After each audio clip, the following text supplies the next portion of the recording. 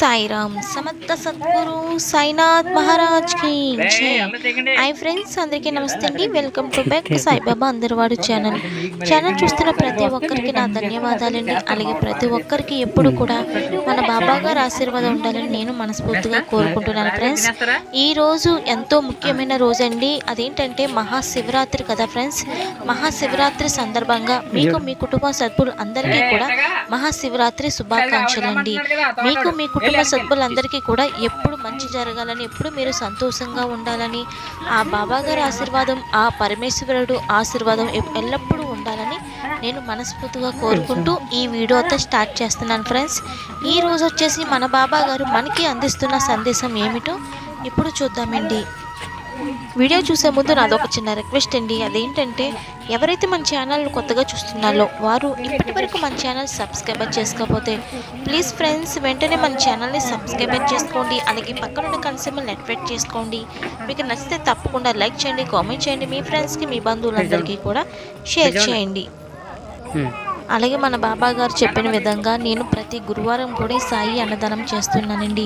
ఈ సాయి అన్నదానానికి సహాయం చేయడానికి నాతో పాటు ఇంకొంతమంది భక్తులు తోడుగా ఉండి వారికి తోచినంత వరకు సహాయం చేస్తున్నారండి. వారితో పాటు మీరు కూడా తోడుగా ఉండి మీకు తోచినంత వరకు సహాయం చేయాలి అనుకున్న వారు ఇక్కడ కనిపిస్తున్న ఈ నెంబర్కి అయితే కాల్ చేయగలరు. ఫ్రెండ్స్, మరి లేట్ ఎందుకండి, మన వీడియో అయితే స్టార్ట్ చేద్దాం. ఫ్రెండ్స్, ఈ రోజు వచ్చేసి మన బాబా గారు మనకి అందిస్తున్న సందేశం ఏమిటి చూద్దామా. ఫ్రెండ్స్, బిడ్డ దిగులు చెందకు. నువ్వు ఏదైతే మనసులో కోరుకుంటున్నావో ఆ కోరిక వెంటనే నెరవేరడానికి ఈ రోజు నీకు ఎంతో గొప్ప అవకాశం. బిడ్డ, ఈరోజు నాకు ఎంతో ఇష్టం. ఈరోజు నా భక్తులు ఏం కోరుకున్నా సరే ఆ కోరిక నేను వెంటనే నెరవేరుస్తాను. కాకపోతే ఆ కోరిక నెరవేర్చే ముందు కొన్ని నియమాలు ఉంటాయి. ఆ నియమాలు నేను చెప్పినట్టుగా పాటించిన వారికి తప్పకుండా వాళ్ళు కోరుకున్న కోరిక నేను వెంటనే మరుక్షణమే నేను నెరవేరుస్తాను. ఆ కోరికలు స్వార్థం లేని కోరికలైతే ఇంకా వెంటనే తొందరగా నెరవేరుతాయి. బిడ్డ, నీ కోరిక కూడా నెరవేరాలంటే కొన్ని నియమాలు ఉంటాయి. అవి పాటించేటప్పుడు నీ మనసు కొంచెం కష్టంగా ఉంటుంది. నేను చెప్పిన విధంగా కాస్త ఓర్పు సహనంతో ఆ నియమాలను నువ్వు దాటుకుంటూ అవి పాటిస్తూ నువ్వు సాధించావు అంటే నువ్వు తప్పకుండా నీ మనసులో ఉన్న కోరిక నెరవేరుతుంది. నియమాలు చెప్పే ముందు మన ఛానల్ని ఎవరైనా ఇంకా సబ్స్క్రైబ్ చేసుకోకపోతే ప్లీజ్ ఫ్రెండ్స్ వెంటనే మన ఛానల్ని సబ్స్క్రైబ్ చేసుకోండి. అలాగే లైక్ చేయండి, కామెంట్ చేయండి, మీ ఫ్రెండ్స్కి మీ బంధువులందరికీ కూడా షేర్ చేయండి. ఆ నియమాలు ఏంటో ఇప్పుడు చూద్దామా. ఫ్రెండ్స్, బిడ్డ, ఈరోజు మహా ముఖ్యమైన రోజు, మహాశివరాత్రి. ఈ రోజు అంటే నాకు చాలా ఇష్టం. ఆ పరమశివుడు కూడా ఎంతో ఆనందంగా ఉంటాడు. మీరు కోరుకున్నది వెంటనే నెరవేరడానికి మీకు ఇదొక మంచి అవకాశం. కాకపోతే కొన్ని నియమాలు ఉంటాయి. అవి నేను చెప్పినట్టుగా మీరు చేశారు అంటే తప్పకుండా మీరు కోరుకున్నది జరుగుతుంది. కాస్త కష్టంగా ఉంటుంది, అయినా సరే దాన్ని మీరు ఇష్టంగా చేస్తే మీరు అనుకున్నది సాధించడానికి ఈరోజు మీకు గొప్ప అవకాశం అని చెప్పుకోవచ్చు. ఆ నియమాలు ఏమిటి అంటే, ఈరోజు ఎవరైతే అన్నదానం చేస్తారో, లేని వాళ్ళకి సహాయం చేస్తారో, కోపాన్ని విడిచిపెడతారో, అసూయ చూపించకుండా ఉంటారో, స్వార్థం అనేది ఈరోజు లేకుండా ఎవరైతే ఉంటారో, ఎవరైనా సరే బాధ పెట్టినా సరే వాళ్ళని ఒక్క మాట కూడా మాట్లాడకుండా, తప్పుగా మాట్లాడకుండా ఉంటారో, ఎవరిని కూడా ద్వేషించకుండా ఉంటారో, ఎవరి గురించి కూడా తప్పుగా మాట్లాడకుండా ఉంటారో, ఎవరైనా సరే ఎంత శాంతంగా ఉంటారో వాళ్ళు కోరుకున్న కోరిక ఈరోజు తప్పకుండా నెరవేరుతుంది. ఈ రోజంతా కూడా మనసులో ఎటువంటి ఆలోచన లేకుండా ఈ రోజంతా కూడా దైవభక్తి మీద దైవని ఆరాధిస్తూ ఉండాలి. ఈ రోజంతా కూడా ఆ పరమశివుడు జ్వాసలో ఆయన భక్తితో మీరు పూజల్లోని నేను ఉన్నాను అని మీరు మనస్ఫూర్తిగా నమ్మండి. ఆ శివుడిలో నేను ఉన్నాను అని మీరు మనస్ఫూర్తిగా నమ్మితే ఆ రూపంతో మీకు నేను దర్శనమిస్తాను. అలా అనుకున్న వారికి వెంటనే నా దర్శనం భాగ్యం మీకు లభిస్తుంది. నేను చెప్పిన ఈ నియమాలన్నీ కూడా పాటిస్తూ ఎవరైతే ముందడుగు వేస్తారో, ఎవరైతే నేను చెప్పినట్టుగా ఉంటారో వాళ్ళు కోరుకున్న కోరిక మీరు అడగకపోయినా సరే ఆ కోరిక ఏమిటో నాకు తెలుసు కాబట్టి ఆ కోరిక నేను వెంటనే నెరవేరుస్తాను. ఈరోజు లేని వాళ్ళకి కడుపు నిండా భోజనం పెట్టడం వల్ల మీకు అష్టైశ్వర్యాలు కలుగుతాయి.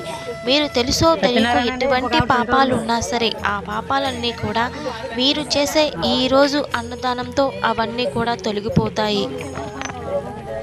మీరు అనుకోవచ్చు ఫ్రెండ్స్, నేను చాలా మంచిదాన్ని లేదా నేను చాలా మంచివాడిని, నేను ఎటువంటి తప్పు కూడా నాకు తెలిసి నేను ఎటువంటి తప్పు కూడా చేయలేదు కాబట్టి నాకు ఎటువంటి పాపాలు ఉండవు అని అనుకుంటూ ఉంటారు. 100కి 100% చాలామంది కూడా అలాగే అనుకుంటూ ఉంటారు. నేను ఎవరికి కూడా ఏ అన్యాయం చేయలేదు కాబట్టి నాకు ఎటువంటి పాపం ఉండదు, కానీ నాకు ఎందుకు ఇన్ని కష్టాలు అని ఎక్కువగా ఆలోచిస్తూ ఉంటారు. ఫ్రెండ్స్, అలా అనుకోవడం అది చాలా మన పొరపాటు అని చెప్పుకోవచ్చండి. ఎందుకంటే తప్పు చేయలేని మనిషి అంటూ ఎవరు కూడా ఉండరు. నేను కూడా ఖచ్చితంగా తప్పు చేసే ఉంటాను. అది ఆ తప్పని నాకు తెలియకపోవచ్చు. అలాగే మీరు కూడా ఖచ్చితంగా తప్పు పొరపాటు అనేది చేసే ఉంటారు. అది మీకు తప్పు పొరపాటు అని తెలియకపోవచ్చండి. అలా తెలియని పొరపాట్లు అటువంటివి పాపాలు ఏదైనా సరే ఉంటే మనం కోరుకున్నది ఏదైనా సరే ముందడుగు వెళ్ళదండి. అది అసలు ముందుకి మనం వెళ్ళలేము. మనం అనుకున్న పని ఎంతలా ప్రయత్నించినా సరే అది పని అవుతుంది, జరుగుతుంది అనుకుంటూనే ఉంటాం. కానీ లాస్ట్ మూమెంట్లో ఆ పని ఆగిపోతూ ఉంటుంది. అప్పుడు మనకి తెలియదు దానికి కారణం మనమే అని. అది దానికి కారణం మనం తెలుసో తెలియకో చేసిన పాపాలు అని. కాబట్టి అవి ఏంటంటే అవి తొలగిపోవాలి అంటే ఈ రోజున మన బాబా గారు చెప్పినట్టుగా మీకు వీలైనంత వరకు కూడా అన్నదానం చేయడానికి ట్రై చేయండి. మనకి తెలియకుండా చిన్న చిన్న పొరపాట్లు, చిన్న చిన్న తప్పులు, పాపాలు ఇవన్నీ ఎలా చేస్తాం అని అనుకుంటున్నారేమో. చేస్తామండి. అది ఎలా మీకు నేను సింపుల్గా చెప్తాను ఫ్రెండ్స్. మీకు క్లియర్గా సింపుల్గా అర్థం అవ్వాలంటే మీకు నేను చిన్న శాంపుల్గా చెప్తున్నానండి. ఒకరు మనకి డబ్బులు ఇవ్వాలండి. వాళ్ళు పలానా సమయంలో డబ్బులు ఇస్తానని చెప్పారు. ఆ రోజు మనం ఇంటికి వెళ్ళాము డబ్బుల కోసమని. కానీ ఆ రోజున ఆయన డబ్బులు అనేది ఇవ్వలేదు. ఆయన డబ్బులు ఇస్తానని చెప్పి డబ్బులు ఇవ్వకపోతే మనం ఊరుకుంటామా? మీరు ఈ రోజు డబ్బులు ఇస్తానన్నారు, ఈ రోజు అందుకే మేము వచ్చాం, మీరు డబ్బులు ఇవ్వలేదు, మాకు ఎట్టి పరిస్థితుల్లో కూడా ఈ రోజు మీరు నాకు డబ్బులు ఇవ్వాల్సిందే, మీరు ఇస్తానన్నారు కాబట్టి మేము వచ్చాము అని చెప్పి మనకి ఇష్టం వచ్చినట్టుగా కోపంలో మాటలన్నీ అనేస్తూ ఉంటాము. కానీ ఆయన పరిస్థితి ఏమిటి అంటే పాపం ఆయన మనకి డబ్బులు ఇవ్వడానికి ఆయన వేరే చోట అప్పు చేద్దామన్నా సరే 4-5 చోట్ల ఎక్కడ ప్రయత్నించినా సరే ఆయనకి డబ్బు అనేది అవ్వలేదండి. ఆ టైంలో మనకి ఏం చెప్పాలో తెలియక ఆయన మన ముందు నుంచొని డబ్బులు అవ్వలేదండి ఈ రోజు, రేపు ఇస్తాను లేదంటే ఎల్లుండి ఇస్తాను అని చెప్పినా సరే మన ఊరుకోం కదండి. మనకు వచ్చినట్టుగా మనకి నచ్చినట్టుగా మాటలన్నీ వదిలేస్తూ ఉంటాము. ఆ టైంలో మనకి తెలియకుండానే కోపం అనేది వచ్చేస్తూ ఉంటుంది. ఆ కోపంలో వచ్చిన మాటలన్నీ కూడా అనేస్తూ ఉంటాము. కానీ అవతల పక్క వాళ్ళది ఎటువంటి తప్పు అనేదే లేదు.